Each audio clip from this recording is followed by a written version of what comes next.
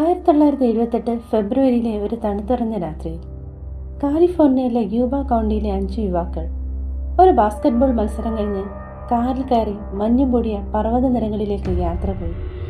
പിന്നെ അവരെ ആരും കണ്ടില്ല. കാണാതായ ആ 5 യുവാക്കളെ തിരയാനായി അന്വേഷണം തുടങ്ങി.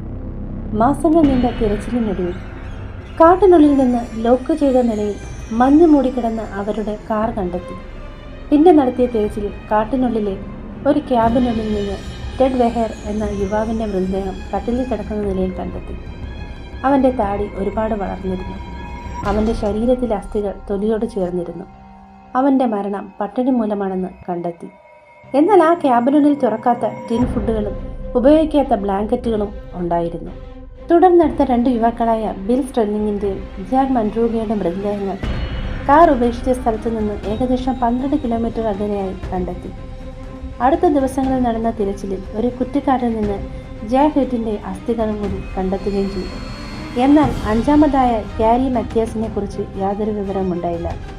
ഗാരി മത്യാസിൻ്റെ ഷൂസുകൾ ക്യാബിനുള്ളിൽ തന്നെയുണ്ടായിരുന്നു. അങ്ങനെയാണെങ്കിൽ ഷൂസ് ധരിക്കാതെ അയാൾ അധിക ദൂരം പോയി കാണില്ല എന്ന് അന്വേഷകർ അനുമാനിച്ചു. എന്നാൽ എത്ര തിരഞ്ഞിട്ട് ഗാരി മത്യാസിനെ കണ്ടെത്താൻ കഴിഞ്ഞില്ല. ഈ കേസ് ഇന്നും തെളിയിക്കപ്പെടാതെ നിഗൂഢം നിറഞ്ഞ ഒരു സംഭവമായി തന്നെ നിലനിൽക്കുന്നു.